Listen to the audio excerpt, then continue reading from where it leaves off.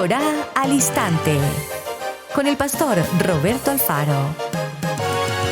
Reflejos de la Torá, el manual de vida. La palabra es la misma ayer, hoy y por siempre. Hebreos 13:8. Torá al Instante. Es un espacio de reflexión y aprendizaje en familia, escudriñando las Escrituras de generación en generación. Acompáñanos todos los días, 7:30 de la mañana. Suscríbete a nuestro canal Radio Génesis 128 y activa la campanita. Torá al Instante.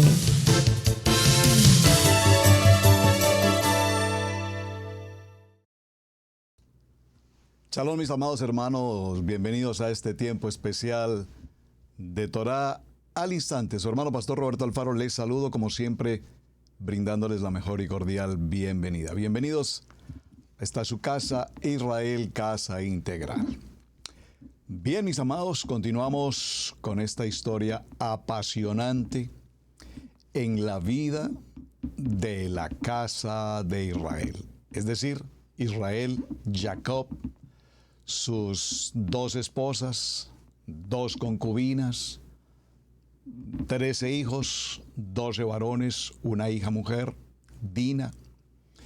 Y dentro de toda esta historia apasionante de familia de la casa de Israel, estamos viendo algunos conceptos en esta semana respecto a la palabra de monogamia, el matrimonio establecido por Adonai en el libro de Bereshit, capítulo 1, verso 28, y los bendice Adonai al varón y a la varona, y les dice: fructifiquen, multipliquen, sojuzguen la tierra. Muy bien.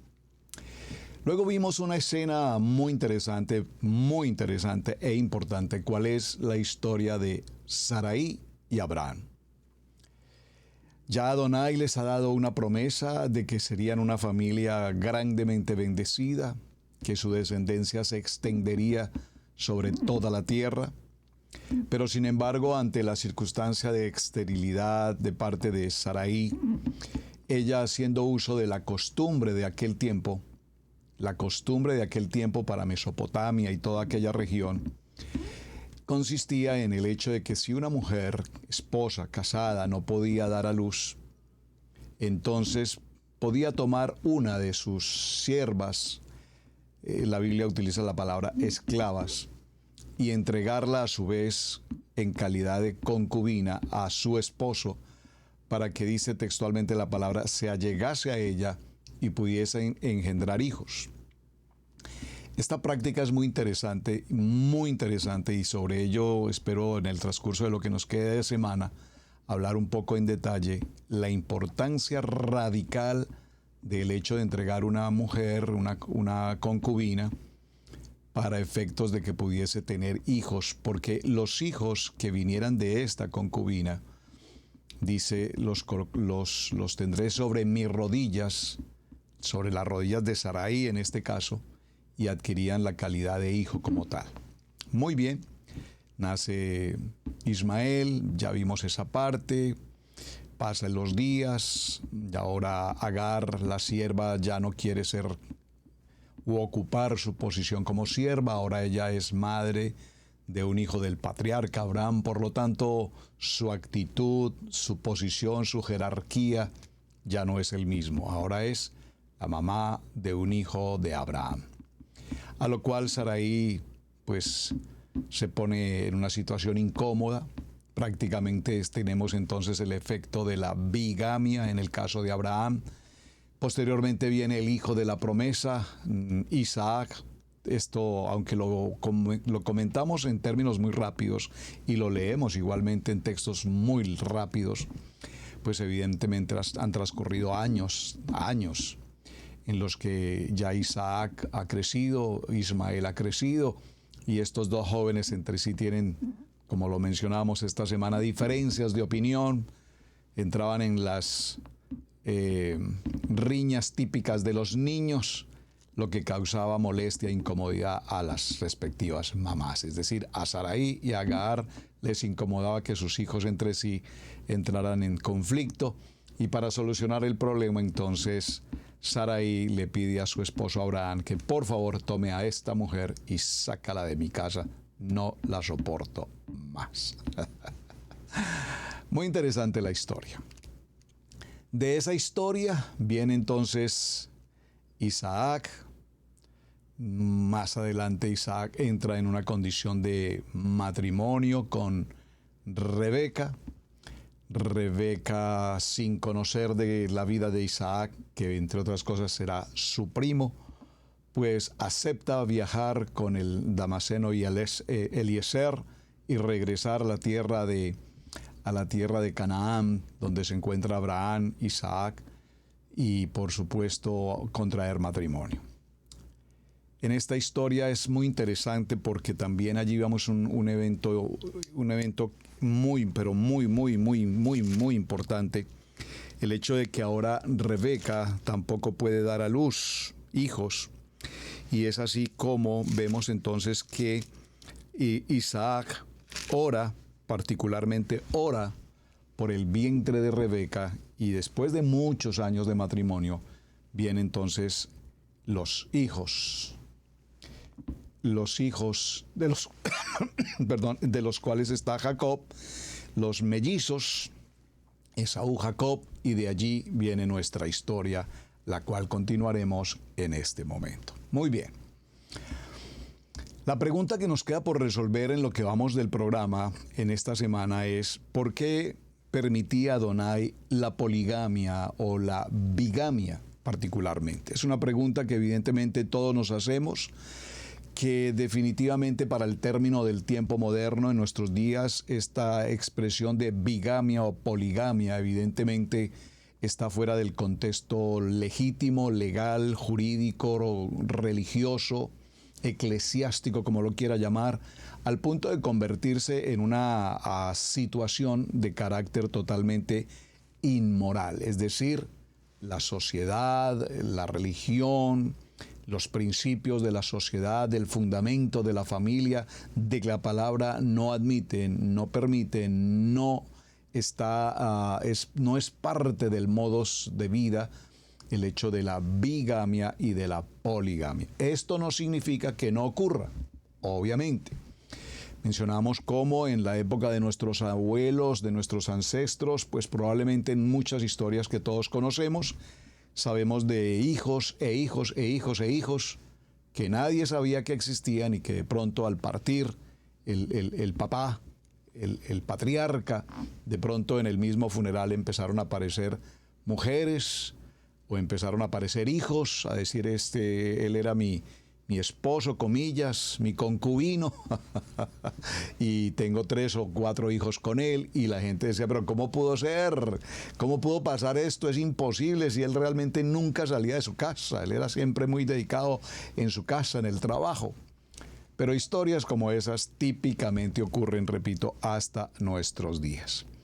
Vimos entonces que el primer caso de poligamia y bigamia en la palabra fue la de Lamec. Ya lo mencionamos en el libro de Bereshit, capítulo 4, verso 19, y es muy importante que tengamos presente esta primera historia de bigamia, porque la Biblia en el libro de Bereshit, si lo miramos por un momento en el Bereshit capítulo 4, verso 19, puntualmente nos habla de Lamec y nos dice: Lamec tomó para sí 2 mujeres. El nombre de una fue Ada y el nombre de la otra fue Sila. ¿Y por qué es tan importante esta información? Porque nos da no solamente los nombres de esas 2 mujeres, o sea, de la bigamia, y además nos da los nombres de los hijos, y dentro de los nombres de los hijos, supremamente importante entender por qué nos dejó de por medio cada uno de los nombres de lo que iba a ocurrir, de lo que estaba por ocurrir en los tiempos por venir. Es decir, ninguna palabra, ningún texto, ningún versículo en la Biblia está de más, todo está colocado debidamente y en su lugar. Muchos de los hombres prominentes en el antiguo tiempo, en los tiempos antiguos, por su nivel de cultura, por su estilo de vida, en principio fueron, repito, o bígamos o polígamos.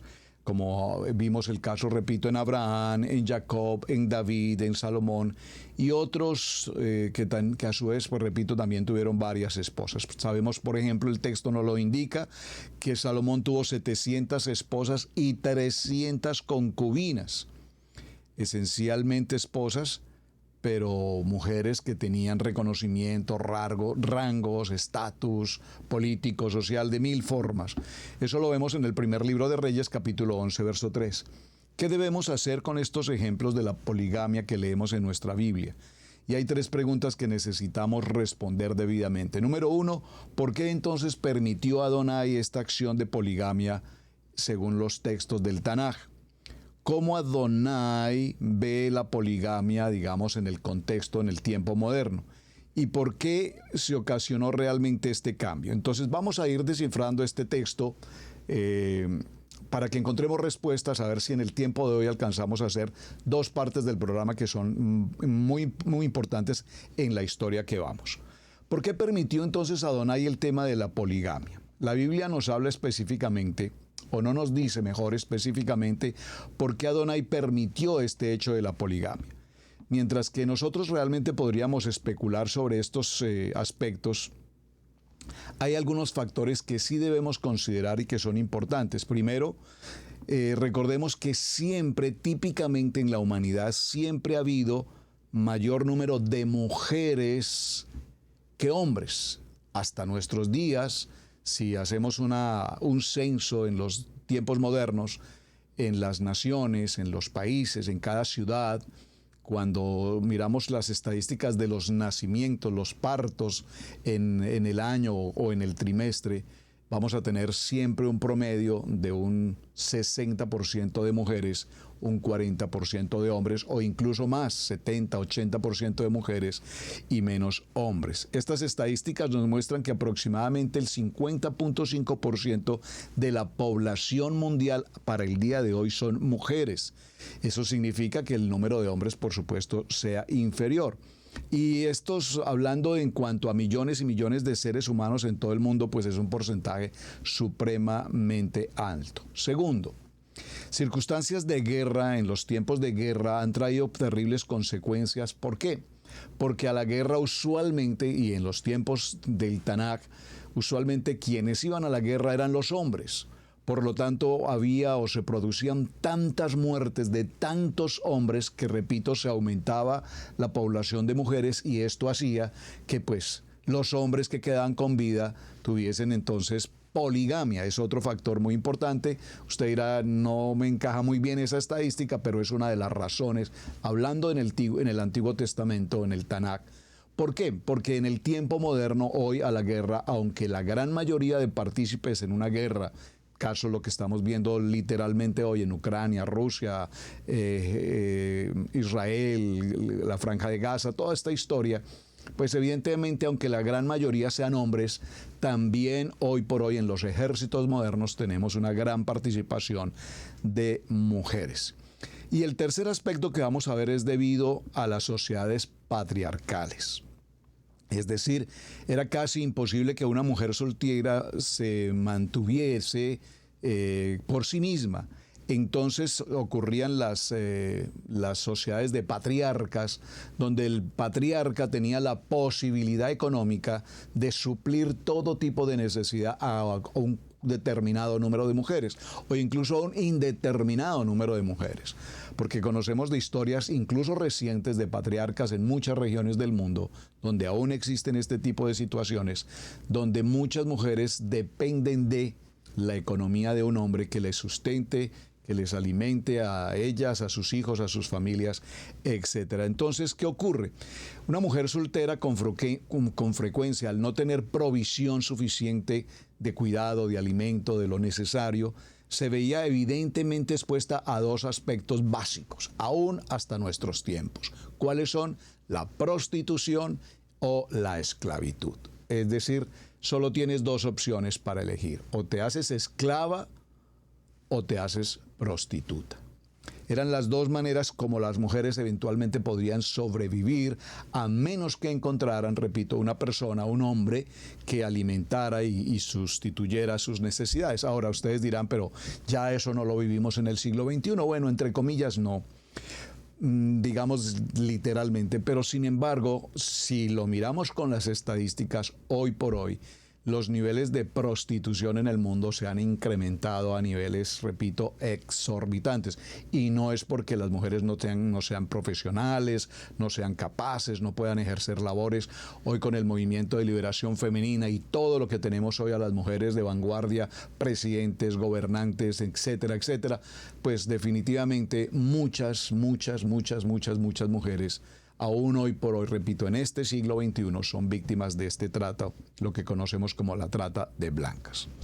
Así es que Adonai permitió la poligamia para proteger y proveer para la mujer, de tal manera que, aunque no tuviesen la oportunidad de formar familia y hogar, tuviesen por lo menos la posibilidad, repito, que un hombre les proveyera.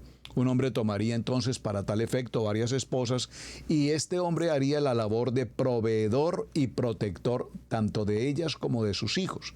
Mientras que definitivamente esto no es definitivamente el proceso ideal ni lo que Adonai pretendía, fueron, repito, las alternativas más prácticas frente a la problemática tanto de prostitución como esclavitud, entre otras situaciones. Dice la palabra en el libro de Bereshit, capítulo 9, verso 7, fructificad y multiplicaos, procread abundantemente en la tierra y multiplicaos en ella. Lo que Adonai, repito, estableció, y lo hemos visto en los programas de esta semana, como punto de partida ha sido siempre el matrimonio en monogamia, varón y mujer. ¿Cómo se ve el tema de la poligamia en los tiempos modernos? Cuando hablamos de poligamia hoy frente a la economía, frente a la cultura, frente a los gobiernos en los tiempos de hoy, la intención original de Dios de mantener el pacto del matrimonio monógamo realmente hoy ha perdido mucho de este contexto. El libro de Génesis en el capítulo 2, verso 4 nos habla de la importancia de que un hombre deje a su casa, a sus padres y se una a su esposa, a su mujer y sean una sola carne. Y cuando miramos todo este proceso, Adonai dice que los reyes no deberían tomar mujeres para domarlas, entre comillas, para tenerlas, para poseerlas, sino que deberían siempre ser practicantes del matrimonio en una sola carne. En el libro de Timoteo, capítulo 3, verso 2 y Tito 1:6 señala que el hombre debe ser esposo de una sola mujer. Y en estos textos encontramos una lista de requerimientos para que el hombre ejerza un verdadero liderazgo espiritual como cabeza de hogar. Por favor, cabeza de hogar no significa como el que manda, el que grita, el que golpea, el que humilla, el que ofende. Por supuesto que no. Estamos hablando del liderazgo del hombre proveedor, del hombre guardador, del hombre que cuida, del hombre que ve y protege espiritualmente por la vida de su familia.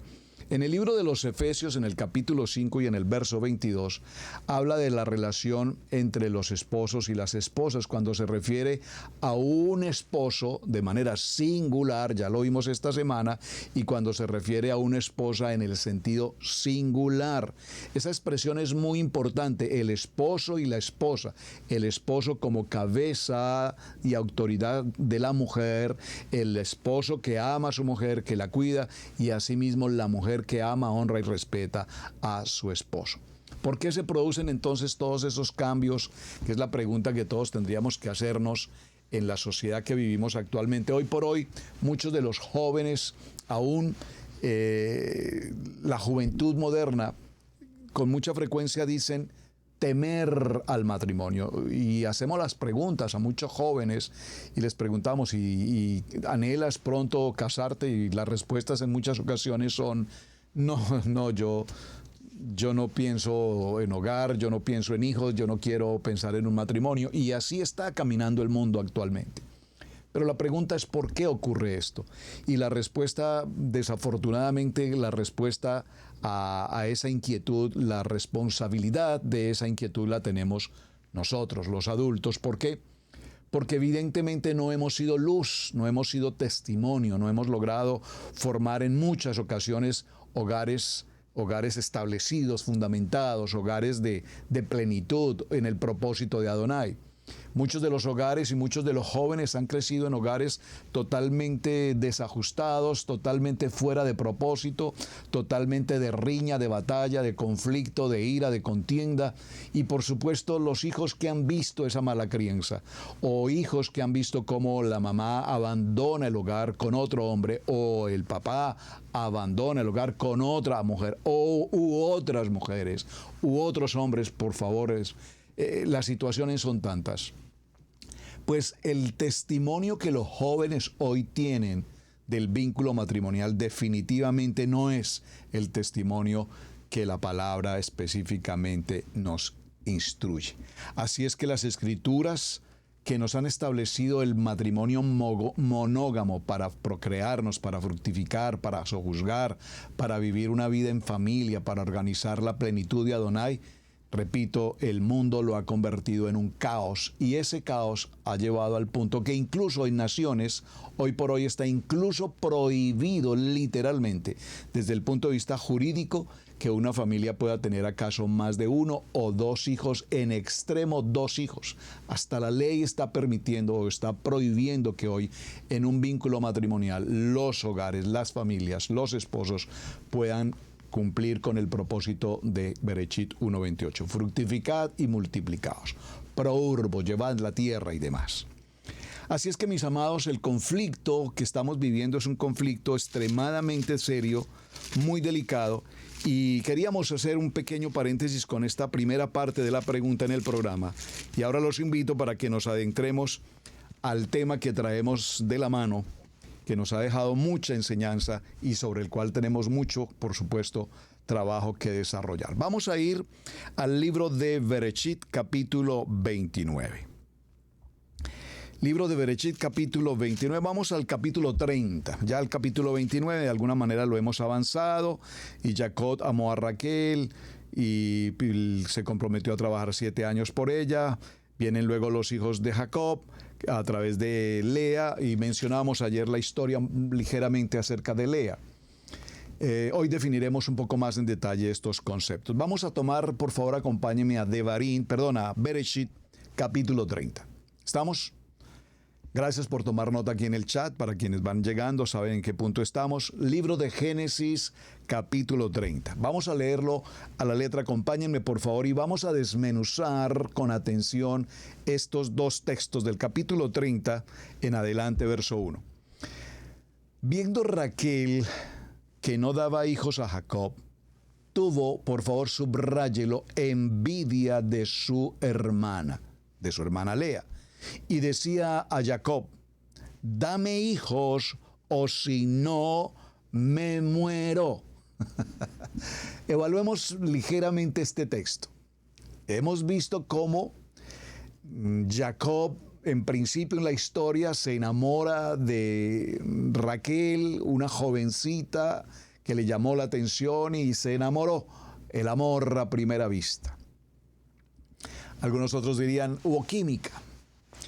Pero a su vez, cuando él se acerca a Labán, su tío, y empieza a hablar con él, y su tío Labán pues se alegra de conocer a su sobrino, y ahora su sobrino está en casa, y recordemos que Labán conocía y tenía ciertos intereses materiales. Ahora Labán sabe que indudablemente Jacob viene de la riqueza de un padre patriarca, Isaac, por favor. Y ahora se nota cómo Jacob pide a Labán que le entregue por esposa a Raquel. Así es que acepta gustosamente. Labán le dice que por supuesto así va a ser. Se prepara toda la escena, el matrimonio, la celebración, los invitados, los alimentos, la fiesta, todo lo que ocurre está narrado en estos textos. Aunque los leemos y nos lo pasamos supremamente rápido, creo que necesitamos poner cierta creatividad al texto para que podamos comprender mejor toda esta historia.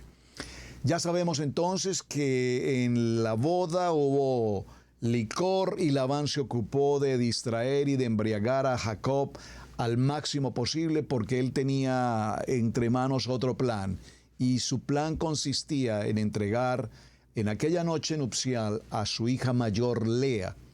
Hasta que así sucedió al día siguiente, evidentemente Jacob descubre, se encuentra con la sorpresa de que quien está en su alcoba no es su amada Raquel, sino aquel que él no consideraba, y era precisamente Lea. Cuando Labán y Jacob entran en el tema, en discusión frente a este engaño, pues Labán muy ágilmente le dice: mira, yerno, porque ya no es ahora su sobrino, ahora es su yerno, le dice: pues mira, la costumbre de nuestras regiones es que no se puede casar la segunda hija o la menor si primero no se casa la mayor, así es que no te he engañado, tenía que entregarte primero a la mayor, pero si trabajas para mí por 7 años más, te entregaré también a la segunda. Es decir, que hasta este punto, como lo mencionamos el día anterior, la temática de la bigamia no tenía ningún problema, se podía realizar, era una costumbre del momento, así es que toda esta escena acontece. ¿Qué ocurre? Ahora ya viene el segundo matrimonio con Raquel, pero Raquel se encuentra en una situación muy difícil toda vez que no puede tener hijos.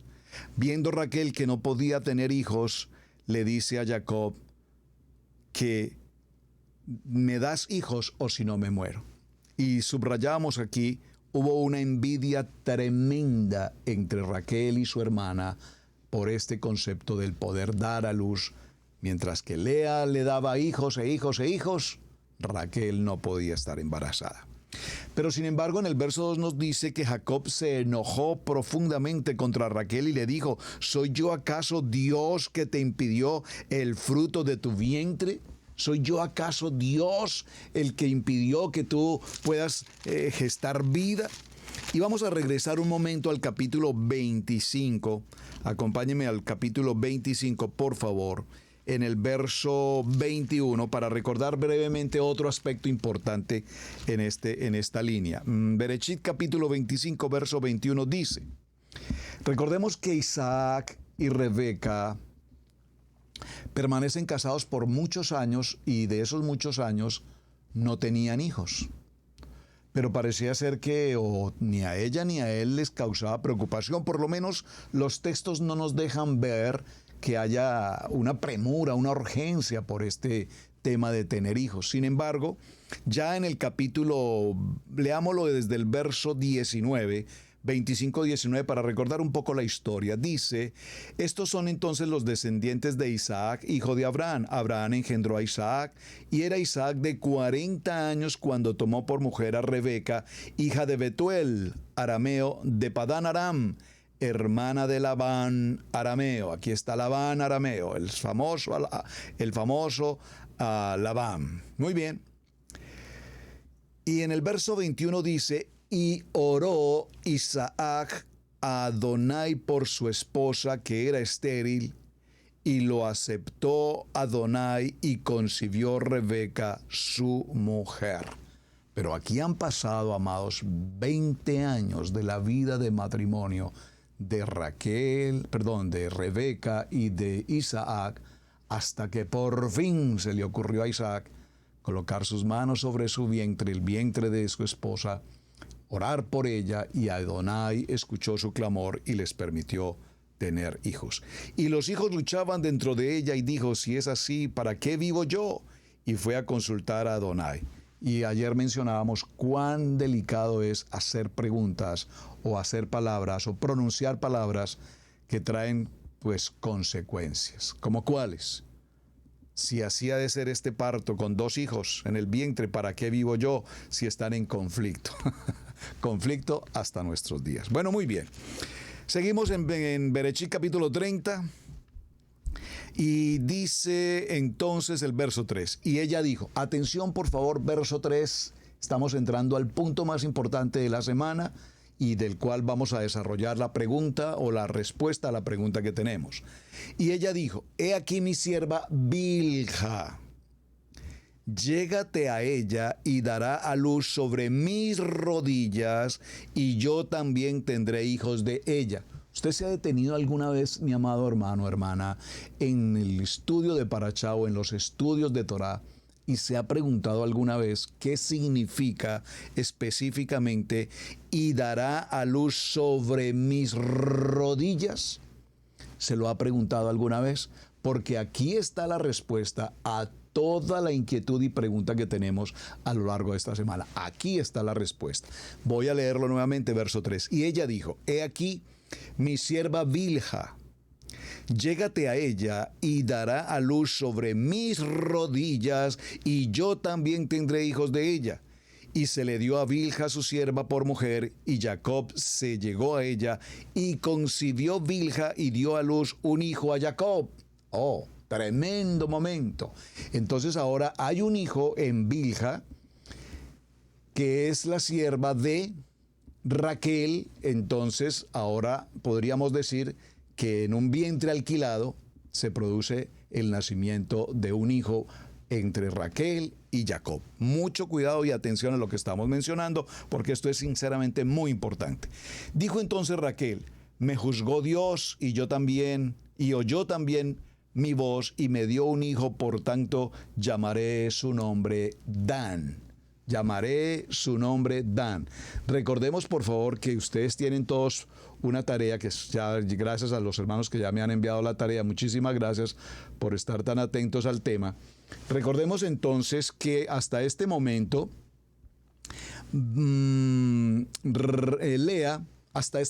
Lea ya tiene 4 hijos. ¿Cuáles son? Rubén, Simeón, Leví y Judá. Parecía ser, según Lea, que ya no podría tener más hijos. Pero hasta este momento Raquel no tiene hijos. Le entrega a su sierva Bilha, y Bilha entonces tiene al primer hijo entre Jacob y Raquel a través de Bilha, que es Dan. Vamos en ese punto, Dan. ¿Qué ocurre inmediatamente después? Y concibió a Bilha y dio a luz un hijo a Jacob. Dijo entonces Raquel, me juzgó, y llamó su nombre Dan. Verso 7. Concibió otra vez Bilha, la sierva de Raquel, y dio a luz un segundo hijo a Jacob. Y dijo Raquel, con luchas de Dios he contenido con mi hermana, y he vencido, y llamó su nombre Neftalí. Entonces el hijo número 5 ahora es Dan, que es un hijo de Bilha, la sierva de Raquel, y el hijo número 6 es Neftalí, que es otro hijo de Bilha, la sierva de Raquel. Muy importante. Pero atención, si notan en la lectura que llevamos, notamos cómo hay esa contienda permanente, hay un conflicto de intereses entre Raquel y Lea, por quien da hijos. Ahora, con un agravante, que ya Lea había dado 4 hijos de su propio vientre, y ahora Raquel está dando 2 hijos del vientre de su sierva. Todavía en Raquel entonces encontramos una situación difícil. Ella no logra el estatus de una mujer dentro de una familia, porque el estatus de la mujer lo daba el número de hijos. ¿Cuántos hijos tienes? ¿Cuán mujer eres? Y eso acompañó la historia aún de nuestros abuelos hasta mucho tiempo. Yo recuerdo que los abuelos y los abuelos de mis amigos, abuelos conocidos, cuando preguntábamos por cuántos hijos, pues eran 12, 14, 16 hijos. Y eso era el orgullo de la familia, tener un número inmenso de hijos. Bueno, continuamos en la lectura. Viendo pues Lea lo que había dejado de dar a luz, tomó a Silpa, su sierva, y le dio a Jacob, y se la dio a Jacob por mujer. Y Silpa, sierva de Lea, dio a luz un hijo a Jacob. Y dijo Lea, vino la ventura, y lo llamó su nombre Gad. Luego Silpa, la sierva de Lea, dio a luz otro hijo a Jacob. Y este nombre ahora, dijo Lea, para dicha mía, porque las mujeres me dirán dichosa, y lo llamó su nombre Aser. Ahora, esta historia tiene mucho tiempo, hermanos. Lo estamos leyendo entre versos del 11 al 12, del 12 al 13, y parece una lectura muy rápida, pero vamos a hacer el ejercicio. Y Silpa tiene un hijo con Jacob, y lo va a llamar Gad, y luego Silpa tiene otro hijo, pero esto tiene que haber pasado un tiempo, es decir, los 9 meses típicos del embarazo, la gestación del niño, la creación, la formación de ese niño, están pasando probablemente 1 año, 2 años, algo así por el estilo, y ¡bum!, otro hijo. Y Silpa da otro hijo y ahora tenemos a Aser. ¿Hasta ahí vamos bien? Repito, lo quiero que lo observen porque estos tiempos, la línea de tiempo es extensa. Están pasando muchos años entre cada uno de estos hijos. Sin embargo, la temática sigue siendo la misma. Hay un problema entre 2 hermanas, una pugna. ¿Quién tiene hijos o quién tiene más hijos? ¿Y quién tiene el amor de Jacob? Porque aquí el interés entre las mujeres, aparte del número de hijos, era que yo sea la elegida, que yo sea la amada, que yo sea la preferida de parte de Jacob. Y bueno, Jacob, pues vaya que Jacob, efectivo al máximo. Le colocaban una sierva y ¡pum!, embarazo. Y le colocaban la otra sierva y ¡pum!, embarazo. Rapidito pues. Dice entonces, y dijo Lea, bueno, vamos al verso 14. Atención porque aquí en el verso 14 nace otra historia. Estoy en el capítulo 30 de Génesis, verso 14, por favor colóquelo aquí en el chat para quienes están llegando, ingresen inmediatamente al punto en el que vamos. Listo, atención el punto 14. Fue Rubén en tiempo de la siega de los trigos y halló mandragoras en el campo y las trajo a Lea su madre y dijo Raquel a Lea, te ruego que me des las mandrágoras de tu hijo. Y ella respondió, ¿es poco que hayas tomado mi marido, sino que también te has de llevar las mandrágoras de mi hijo? Y dijo Raquel, pues dormirá contigo esta noche por las mandrágoras de tu hijo. Wow, esta historia, hermanos, créanme que la he leído, y yo no sé si en los parachá anteriores la hemos analizado con tanto detalle como espero poderlo hacer en el día de hoy. Atención, amados. Este verso 14 del capítulo 30, por favor, colóqueme aquí en el chat una manito, una respuesta, si usted lo ha leído, si usted lo ha estudiado o es la primera vez que lo vamos a escuchar, pero prestémosle mucha atención porque tenemos que ir muy paso a paso entendiendo y comprendiendo lo que estamos leyendo. Porque si ya lo leímos como lo acabo de leer en 30 segundos, no hicimos nada. Vamos al punto, verso 14.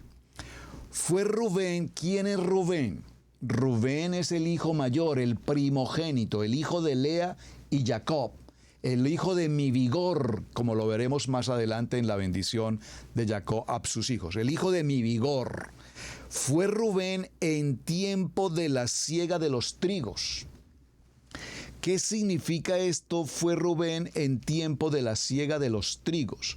Si nosotros que hacemos y celebramos las convocatorias, sabemos puntualmente que el tiempo de la época de los trigos es específicamente el tiempo de la celebración de Shavuot. Presten mucha atención, por favor, porque cada fecha de las convocatorias de Levítico 23 no las podemos pasar por alto porque la palabra no lo escribe, la palabra no lo enseña y la palabra lo deja escrito puntualmente porque estamos ubicando un momento específico en la historia, en la línea de vida y en el recorrido de la parashá, en el recorrido de la Torá, sabemos específicamente dónde ubicarnos. Lo voy a repetir. Fue Rubén en tiempo de la siega de los trigos. Esto corresponde precisamente a la convocatoria de Shavuot, por favor. Y halló las mandrágoras. Ahora, pregunto, por favor, ¿qué son las mandrágoras? ¿Usted alguna vez ha preguntado qué significa esto? ¿Qué son las mandrágoras? Por favor, contésteme en el chat, déjeme saber. Quiero saber cuántos de ustedes han preguntado, han indagado o nunca lo han escuchado, o es la primera vez que lo escuchan. ¿Qué son las mandrágoras y por qué tan importantes en el texto bíblico? ¿Por qué quedan? Vamos a ver la respuesta. Mandrágoras, en el hebreo se pronuncia como dudaim. Mandrágoras. Mandrágora utamanalis. Mandrágora. Es una especie de fanerogama perteneciente a la familia de las solanáceas, que fue usada extensamente en Europa para efectos medicinales.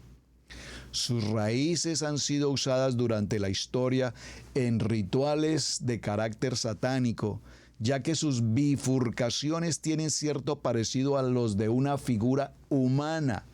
Incluso hoy en día se usa en algunas religiones neopaganas, etcétera, etcétera. Eso en un contexto que lo que ubiqué aquí en uno de los diccionarios de internet, buscando la definición de mandágora, pero vamos a leer otra definición en otro término.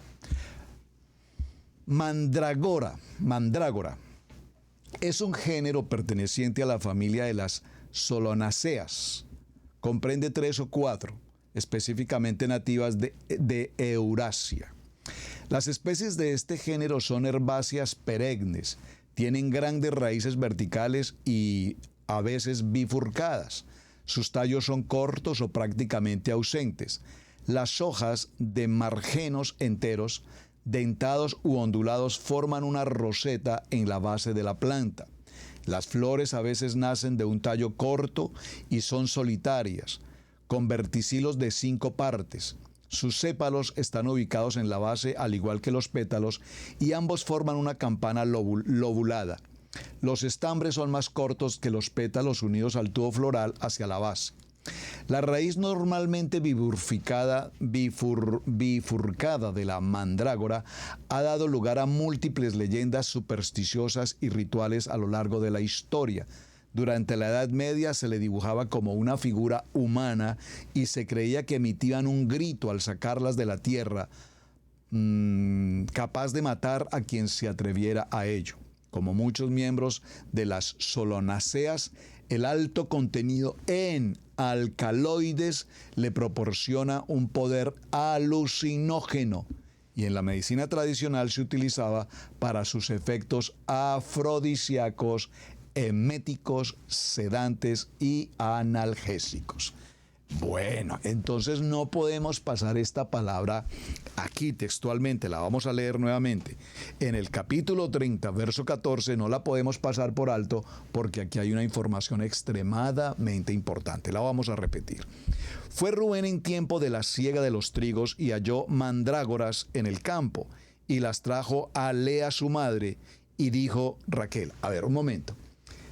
Rubén viene con las mandrágoras, con las raíces en sus manos, para entregárselas a su madre, Lea. Pero en el camino seguramente se cruza con Raquel y Raquel ve las mandrágoras y le dice a Rubén, Rubén, pero muchacho, ¿para dónde vas con esas mandrágoras? No, hazme el favor y esas mandrágoras me las dejas aquí, yo las necesito. Entonces aparece en escena la mamá y le dice, ¿cuál es el problema? ¿Qué es lo que te pasa? ¿Qué problema tienes con Rubén? Y te dice, te ruego, y le dijo Raquel a Lea, Raquel le dice a Lea, te ruego por favor que me des las mandrágoras de tu hijo. Y ella respondió, es poco pues que te hayas quedado con mi marido, sino que también ahora te quieres quedar con las mandrágoras de mi hijo. Y dijo Raquel, pues dormirá contigo esta noche por las mandrágoras de tu hijo. Es decir, esa semana, yo no sé cómo serían los turnos de Jacob en cada hogar, eran 4, pero esa semana le correspondía el turno a Raquel. Entonces Raquel le dice a Lea, mira, hermana, vamos a hacer una cosa. Déjame las mandrágoras, yo las necesito, y tú duerme con Jacob. No hay ningún problema, ahí te lo paso pues esta semana que se queda allá contigo. Interesante. Y ella respondió, bueno, vamos al verso 16. Cuando pues Jacob volvía del campo, de su trabajo a la tarde, salió Lea a él. Entonces le apareció en el camino Lea, porque él iba en dirección a la casa de Raquel, pero en el camino se le apareció Lea y le dijo, no, un momentico, jovencito, ¿usted para dónde va? Venga para acá, mi señor, hágame el favor. Y le dijo, llégate a mí. Ay, tan linda, ¿no? Llégate a mí, porque a la verdad te he alquilado por las mandrágoras de mi hijo. Imagínense usted esta escena. Le correspondía el turno a Raquel. Ella se le cruza en el camino y le dice, no señor, usted no va para allá, usted viene para mi casa, llégate a mí, porque hoy yo te he alquilado, he pagado un precio para que te quedes conmigo en mi casa. Esto es impresionante. Eso ocurre hasta en las mejores familias, sí, aquí en la casa de Israel ocurrían este tipo de situaciones. Y pues Jacob, ¿qué problema tenía? Dijo, bueno, mijo, pues no hay problema, vámonos para tu casa. Así es que, y oyó Dios a Lea, y concibió y dio a luz el quinto hijo a Jacob. Y le dijo Lea, Dios me ha dado mi recompensa por cuanto di a mi sierva, mi marido, por eso llamó su nombre Isacar. Vean qué interesante. Entonces, ¿qué ocurre aquí en la historia que vamos llevando en el camino? ¿Qué ocurrió entonces? Raquel conoce y sabe que estas mandrágoras tienen una función medicinal, pero también tienen una función, dice la palabra, afrodisíaca e incluso alucinógena. ¿Cuál era el interés entonces de Raquel frente a estas raíces de las mandrágoras? ¿Qué quería hacer con ella? ¿Qué quería hacer ella con estas raíces? Bueno, aplicarlas, tomarlas, consumirlas, prepararse. Recuerde que ella no puede tener hijos, pero ella sabía que las mandrágoras tenían una opción o una función de fertilidad. Por lo tanto, las mandrágoras tampoco se encuentran aquí, en cualquier lugar. Y justo las ve en el camino, y ella tenía el conocimiento, ella sabía y estaba al tanto de que existían métodos o formas o medicamentos o plantas por los cuales su vientre podría mejorar y poder tener la fertilidad. Es lo que podemos como concluir o asumir de la lectura que traemos. ¿Para qué entonces Raquel podía amar Raquel a Jacob? Y tanto Jacob amaba a Raquel que ese día lo negociaron. Ella se quedó con las mandrágoras y le dijo a Jacob, vete para otro lado, duerme allá, por ahora no se preocupe. Y simplemente no quería mucho a Lea, pero cuando Lea le dice, hoy te toca conmigo, dice, ok, no hay problema, donde sea. Yo lo que vengo es muy cansado de trabajar, donde sea me puedo quedar. Bueno, nace entonces ¿quién? Nace el hijo número 9. El hijo número 5 para Lea, que es Isacar. Pero miren qué ocurre. Aquí entonces ha transcurrido un tiempo. Observen los tiempos, por favor. Desde el momento de las mandrágoras y que esa noche Jacob no fue a la casa de Raquel, sino se fue nuevamente a la casa de Lea, aunque no le correspondía, se quedó allí y ¡pum! Efectivo, la embaraza. Aquí viene a pasar un tiempo hasta que ella, pues no sé, 1, 2, 3 meses sabe que está embarazada. Viene nuevamente el tiempo de la gestación, viene el nacimiento de Isacar. Todo este tiempo continúa pasando, sigue pasando. Pero inmediatamente el verso 19 dice, después concibió Lea otra vez. Oh, tremendo. Entonces otra vez ya tuvo a Isacar, otra vez. Repito, aquí ha pasado mucho tiempo. Calculemos entre 1 año o 2 años. Después concibió Lea otra vez y dio a luz al sexto hijo de Jacob. ¿Quién es este sexto hijo de Jacob? Ahora es Zabulón. Y dijo Lea, Dios me ha dado una buena dote, ahora morará conmigo mi marido, porque le he dado a luz 6 hijos, y llamó su nombre Zabulón. Observe qué dijo Lea. Observen, las palabras de Lea son interesantísimas. Dice, Dios me ha dado buena dote, ahora morará conmigo mi marido, porque le he dado 6 hijos. O sea, hay razones de más para que ahora definitivamente Jacob me escoja a mí. Es decir, han pasado ¿cuántos años? Ahora tiene 6 hijos. Ahora tiene los hijos con Bilha, Dan y Neftalí, los hijos con Silpa, Gad y Aser, y ahora ya nació Isacar, y ahora nació Zabulón, y todavía están en una batalla entre las hermanas. ¿Quién es la elegida? ¿Quién es la que verdaderamente Jacob ama y desea que sea su única? Es decir, que la poligamia nada que se conforma, ¿verdad? Seguimos entonces en el verso 20. Nace Zabulón, verso 21. Después dio a luz una hija. O sea, aparte de todo esto, veamos, son 9 meses, calculemos que son por años, entendiendo que no fueron embarazos continuos, inmediatos, démosle 3 meses de chance. Fueron 3 hijos, es decir, nace Isacar, nace Zabulón y ahora nace una hija que es Dina. Son 3 embarazos, 9 por 3 son 27, estamos hablando de 27 meses. Estamos hablando básicamente de 2 años. Calculemos que fueron una distancia de años. Estamos hablando que hasta aquí están transcurriendo como mínimo 3 años. Digo, hasta aquí están transcurriendo 3 años, nace Dina, y entonces el verso 22 nos da una respuesta extraordinaria. Y se acordó Adonai de Raquel, y la oyó Adonai, y le concedió hijos. Y concebió y dio a luz un hijo, y dijo, Adonai ha quitado mi afrenta. Y llamó su nombre José, diciendo, añádame Adonai otro hijo. Ahora, definamos aquí esta palabra afrenta. Adonai ha quitado mi afrenta. ¿Cuál era la afrenta que cargaba Raquel? Sin lugar a dudas, el peso que tenía sobre su corazón de que ella no había podido tener hijos. Aunque lo había solucionado ligeramente teniendo a Dan y a Neftalí, por la costumbre, por la cultura. Preguntémonos entonces, ¿qué pasó con las mandrágoras? ¿Qué efecto cumplieron? Aquí han pasado por lo menos 3 años y las mandrágoras para nosotros hoy en el siglo XXI, ¿será que nosotros consumimos mandrágoras hoy? ¿Alguno de ustedes ha consumido mandrágoras? ¿Alguno de ustedes practica el estar consumiendo mandrágoras? Pastor, ¿cómo le ocurre? Yo ni siquiera había escuchado eso nunca en la vida, ni siquiera sé dónde se consigue, no sé, no tengo la menor idea. Bueno, las mandrágoras, para ir como cerrando nuestra historia de hoy, apasionante.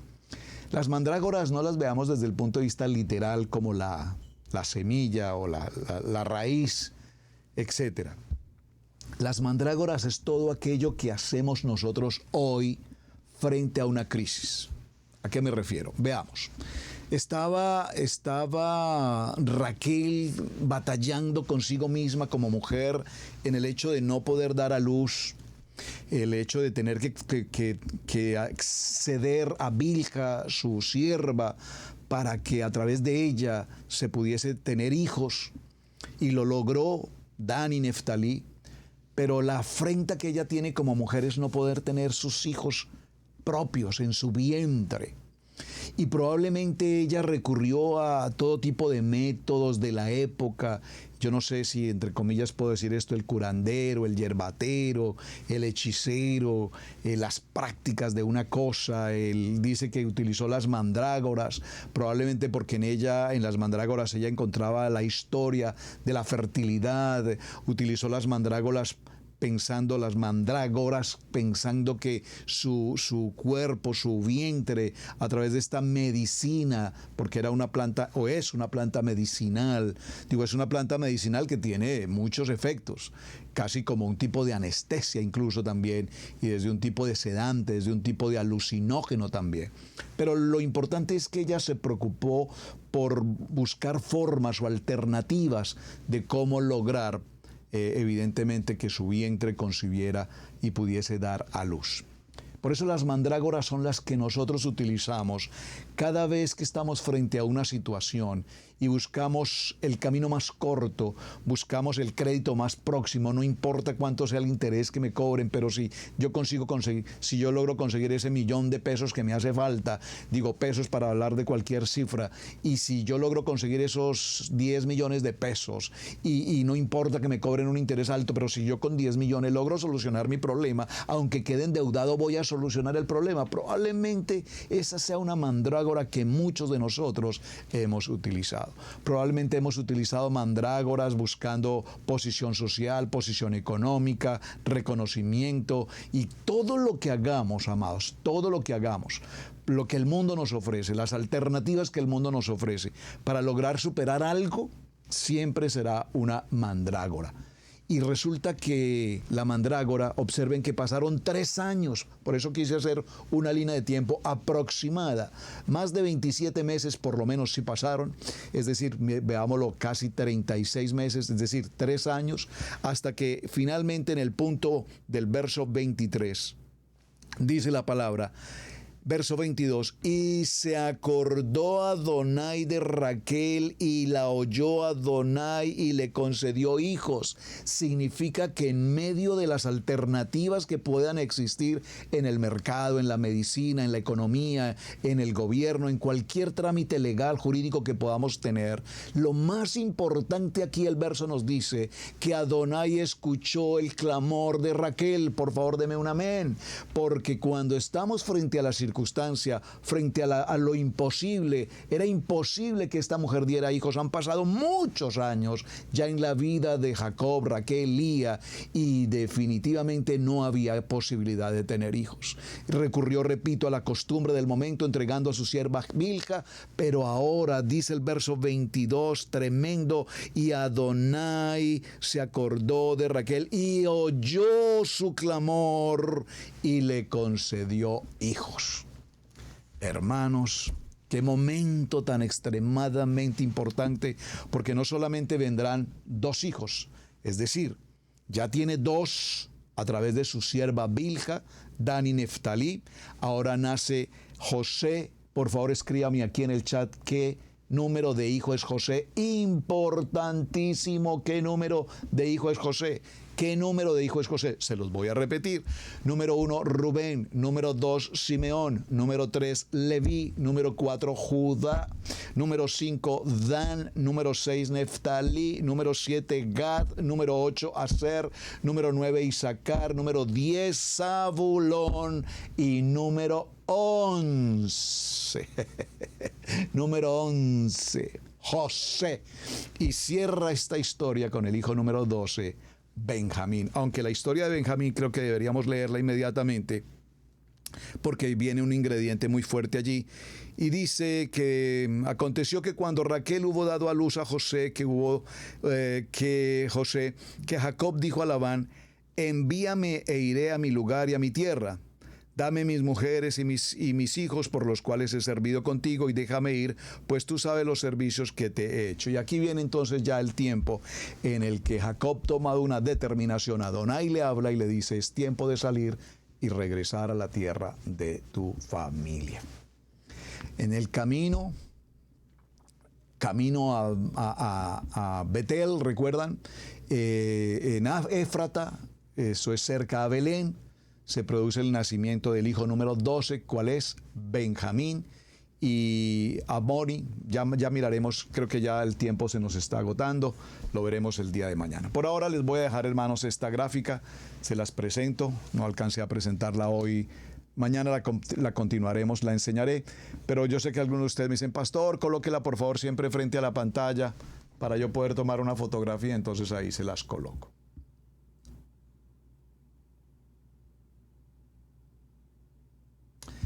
Ya usted detuvo el video, ya usted colocó su celular, tomó la fotografía. Mañana miraremos a la luz de los números, porque ustedes me han preguntado hoy, no hemos hablado de números, vamos a hablar de números. La palabra mandrágoras en hebreo es la palabra dudaim. La palabra dudaim se escribe de las siguientes letras: Dalet, Bat, Dalet, Alef, Yud, Mem. Y nos suma un valor total de 65. 6 y 5 sumado entre sí nos da un valor, y ese valor es 6 más 5, 11. ¿Y ese 11 por qué es importante? Bueno, ¿cuál es José, qué número de hijo es? Muy bien, están concentrados. Excelente. Bueno, vamos a dejarlo hasta aquí, amados, porque repito, el tema es supremamente interesante.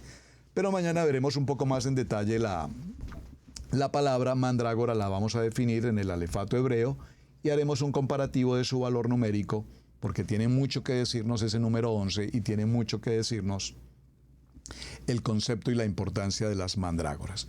Lastimosamente, estas mandrágoras a lo largo de la historia, repito, se utilizaron, y aún hasta los tiempos de hoy se utilizan con efectos totalmente, dijo un texto que leí hace un momento, satánicos.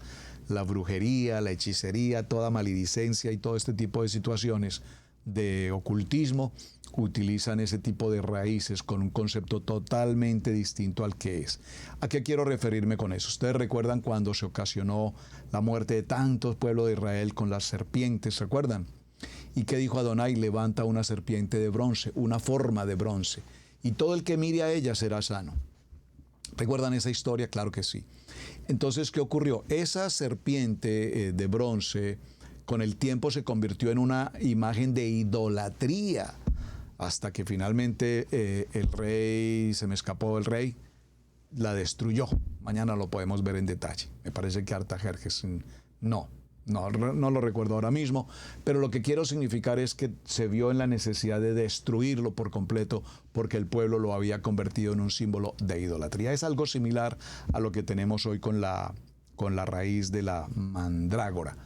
Es un medicamento medicinal que lastimosamente, repito, los malignos lo han convertido en un ejercicio total y absolutamente maligno, como tal. Bueno, mis amados, muchísimas gracias por acompañarme. Espero que el tema hayamos avanzado hoy. Creo que avanzamos bastante, vamos muy bien.